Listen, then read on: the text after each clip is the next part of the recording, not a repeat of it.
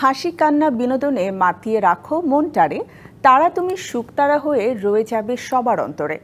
সপ্তাহের এই দিনটি আমাদের তারকাদের সাথে গল্প করার দিন। এই সময়টিতে এমন ব্যক্তিত্বদের সাথে নিয়ে আমি হাজির হব যাদের জীবনের নানা গল্প আমাদেরকে করবে রঙিন। প্রিয় দর্শক, মমতাজ হার্বাল নিবেদিত আজকের তারকার আজকের আয়োজনে সবাইকে স্বাগত জানাচ্ছি। সাথে রয়েছে বরাবরের মতো আমি শান্তা জাহান। ফাগুন হাওয়ায় বয়ে যাবে সুর, ভালোবাসি ভালোবাসি। বিপুল ঐশ্বর্যধারী ঋতুরাজ বসন্তের প্রথম দিন আজ। আজ শুধুই ভালোবাসার দিন। বনে বনে ফুল ফুটুক আর না ফুটুক, ফাহমিদা নবীর কানে ফুল গুজবেই, আজ বসন্ত। হ্যাঁ প্রিয় দর্শক, আমাদের সাথে আজ রয়েছেন আমাদের সবার ভালোবাসার বাংলাদেশের নন্দিত সঙ্গীত শিল্পী ফাহমিদা নবী। অনেক অনেক ভালোবাসা আপু, বসন্তের অনেক অনেক শুভেচ্ছা। অনেক অনেক শুভেচ্ছা সবাইকে এবং তোকেও। একদম মানে বসন্তের রানী মনে হচ্ছে। হলুদ রংটা না কেমন জানি বাসন্তী কালার, মনে হলো আমাকে মানাক বা না মানাক আমি পরবই। এই রংটা এত বেশি মানিয়েছে যে সবসময় আমরা কালারফুল আমাদের নোমা আপুকে দেখতে ভালোবাসি। আর সেই নোমা আপু যখন মানে নতুন কিছু ক্রিয়েট করে নিজের জন্য, তখন আমার মনে হয় যে ওটা অনেকের জন্যই আসলে নতুনভাবে একটা দ্বার উন্মোচন করে দেয় যে না, ফাহমিদা আপু এটা করেছে, তার মানে আমরাও এটা করতে পারবো। আচ্ছা ফাহমিদা আপু, যেহেতু ভালোবাসার দিন, একই সাথে বসন্ত, ভালোবাসা এবং বসন্তকে ঘিরে এবছরের নতুন আয়োজন, নতুন একটি গান অলরেডি আমরা পেয়ে গেছি। অনেকদিন পরে আসলো, তাই না? গানটা নিয়ে একটু শুনি। আমি সবসময় ভালোবাসা দিবসে একটা গান উপহার দিতেই চাই, কারণ একজন শিল্পী হিসাবে তো কিছু উপহার তো মানুষকে দিতেই হয়, সেটা গান ছাড়া আর কি হতে পারে। রাইট। তো এই যে গানটা আজকে মুক্তি পাচ্ছে, সেদিনও মুখর ছিল শব্দহীন কথারা। তো খুবই চমৎকার, ফারজানা রহমানের লেখা, আমার সুর।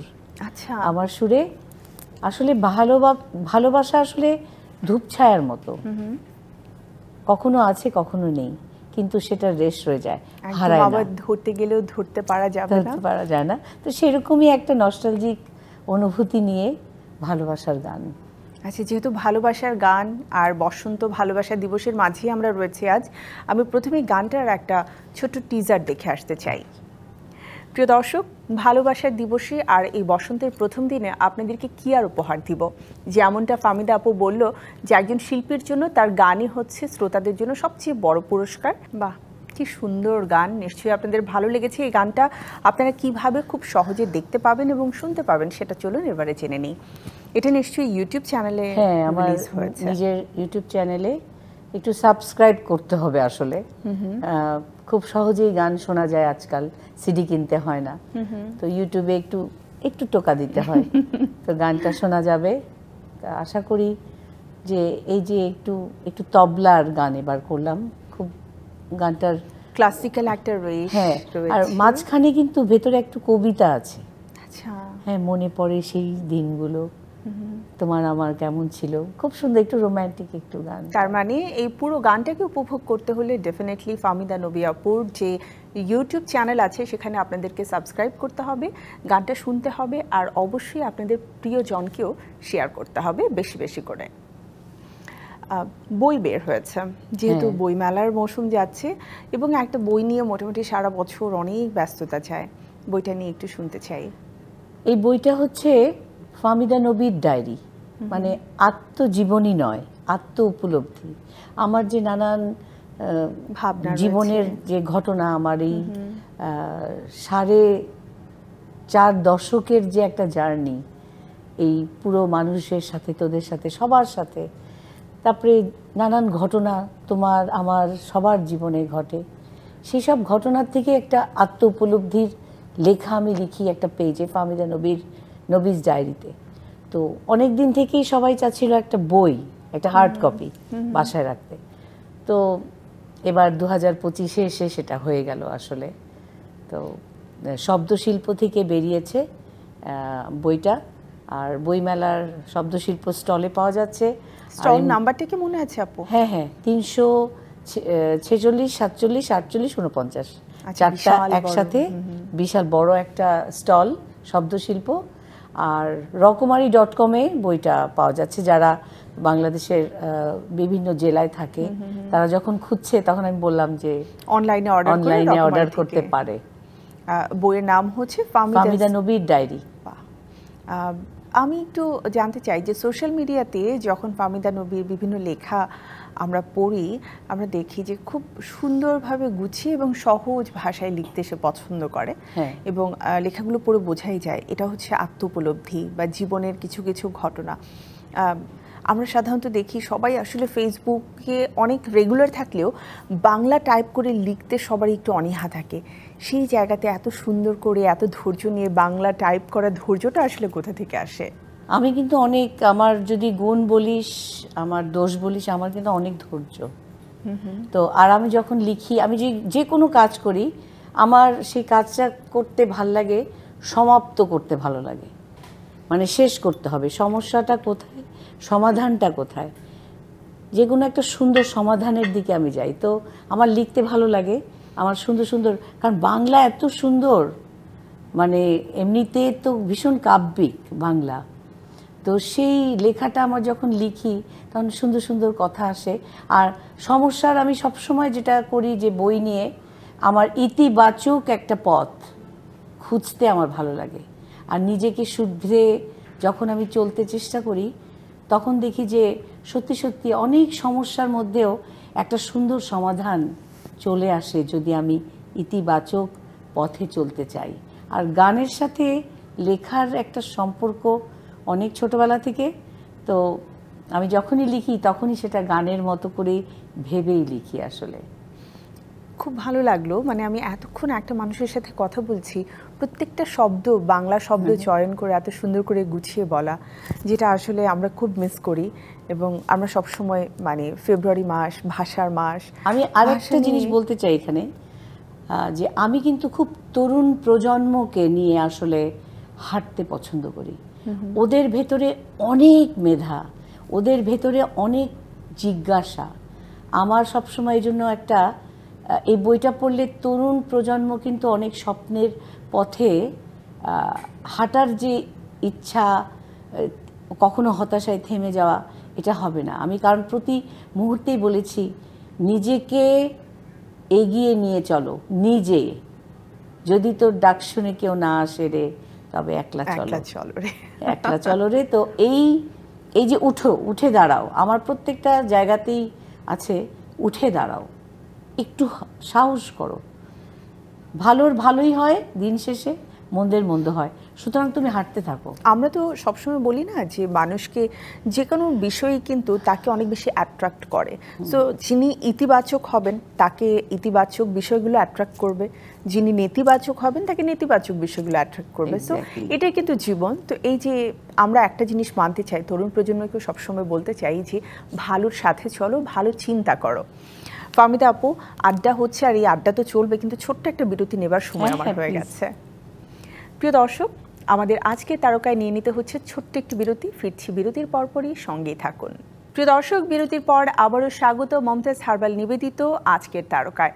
আমরা গল্প করছিলাম নন্দিত সঙ্গীত শিল্পী ফাহমিদা নবীর সাথে, যার নতুন একটি গান এবং নতুন একটি বই আপনাদের জন্য এই ভালোবাসা দিবসের এবং বসন্তের উপহার। চলুন আবারও ফিরে যাই আড্ডায়। ফাহমিদা আপু, অনেকদিন পরে আসলে দেখা হলো।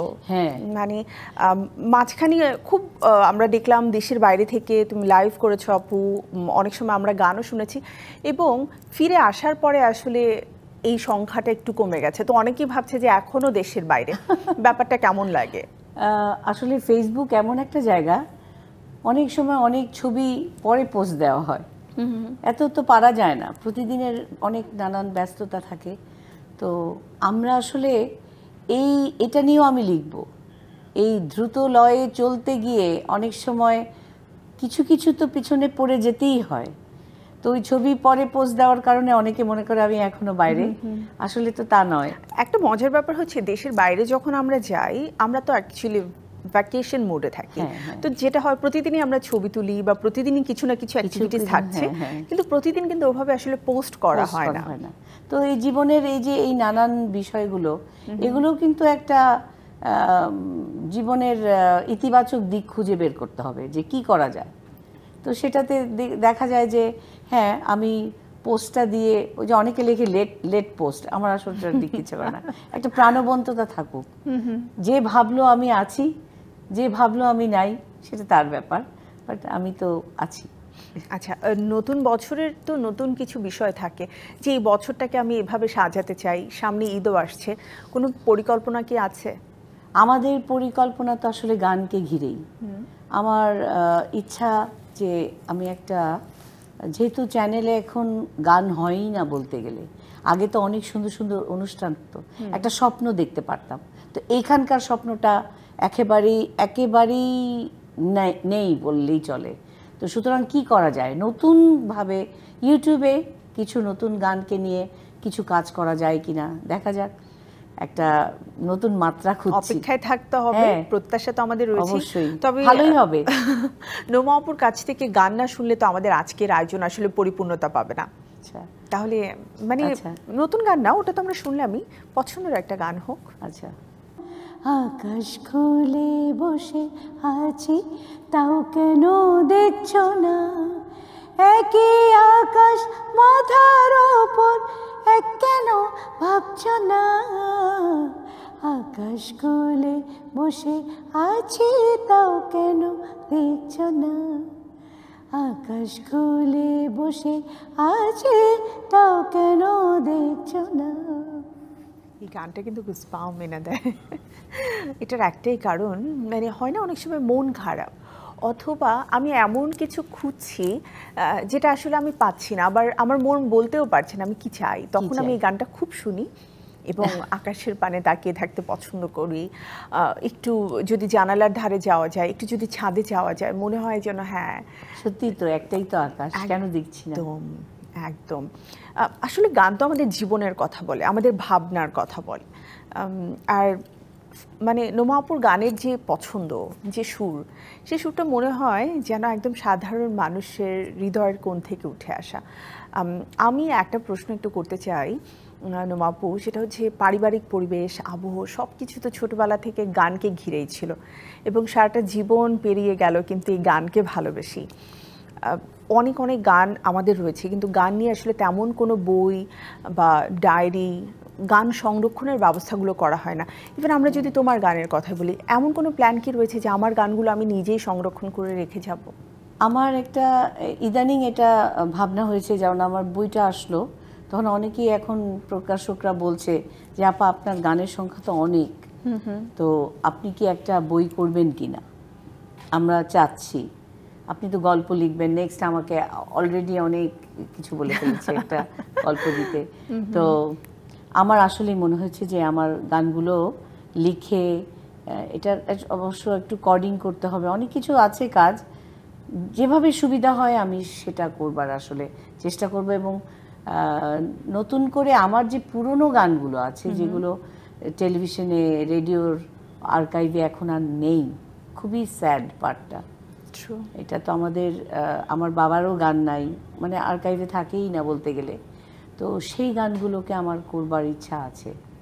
খুবই দেখা ভালো হবে, কারণ এই উপলব্ধিটা যেহেতু আমার মাঝে হয়েছে, আমার মনে হয় যারা দর্শক শ্রোতা রয়েছেন, যারা গান গাইতেও চায়, তাদের জন্য ভালো হবে একদম। আর ওই যে অনেক পুরনো গানগুলো রয়েছে যেগুলো আসলে আর্কাইভ থেকে অনেকে পাচ্ছে না, তাদের জন্য এটা কিন্তু খুব চমৎকার একটা বিষয় হবে। চেষ্টা করব, আমরা চাই যেন এই বছরে এটার জন্য একটা ইনিশিয়েটিভ নেওয়া হয়। একেবারেই তো শেষের দিকে রয়েছি, আবারও বসন্ত এবং ভালোবাসা দিবসকে ঘিরেই আমি বলতে চাই যে ভালোবাসায় তো একটা শাসন থাকে, একটা বারণ থাকে, আমায় তুমি শাসন করো, একটা গান তো রয়েছে। তো ভালোবাসা দিবসে যারা একটু শাসন চায় তাদের জন্য আমরা সেটা শুনতে শুনতে কিন্তু আজ বিদায় নেব। তো দর্শকদের উদ্দেশ্যে যদি কিছু বলবার থাকে। প্রিয় দর্শক শ্রোতা, আপনারা অনেক ভালো থাকবেন, ভালো থাকার বিকল্প কিছু নেই। মন খারাপ, ভালো কাজ করুন, চিন্তা করুন, আর অলসতা কাটিয়ে নিজের কিছু কাজ করুন। আমরা সবাই মিলে একটা সুন্দর সমাজ দেখতে চাই। তরুণ প্রজন্ম ভালো থাকুক, তারা ভালো কাজে এগিয়ে যাক, অস্থিরতা কেটে যাক, জীবনটা একটু স্বস্তির হোক। ভালো থাকবেন সবাই। চমৎকার কথামালা। গান শুনতে শুনতে বিদায় নেব, তার আগে আমি দর্শকদের কাছ থেকে বিদায় নিচ্ছি এবং আমাদের ফাহমিদা নবী, আমাদের নোমা আপুর জন্য অনেক অনেক ভালোবাসা, বসন্তের অনেক অনেক শুভেচ্ছা। প্রিয় দর্শক, আমাদের আজকের মমতাজ হারবাল নিবেদিত আজকের তারকায় এই ছিল আয়োজন। নিশ্চয়ই আপনাদের ভালো লেগেছে। আবারও ফিরে আসবো আগামী আয়োজনে আপনাদের পছন্দের তারকাকে সাথে নিয়ে। সে পর্যন্ত আপনারা ভালো থাকুন আর ডিবিসি নিউজের সঙ্গেই থাকুন 24 ঘন্টা। নোমাপু, গানটা খুবই সুন্দর, জুলফিকার রাসেলের লেখা, বাপ্পা মজুমদারের সুর। শোনাই। আমায় তুমি শাসন করো যতটা হয় ইচ্ছে, আমার মনের উদাসী মেঘ তোমায় ঢেকে দিচ্ছে, আমার জন্যে তোমার দু চোখ জলে কেন ভিজছে, আমায় তুমি শাসন করো যতটা হয় ইচ্ছে।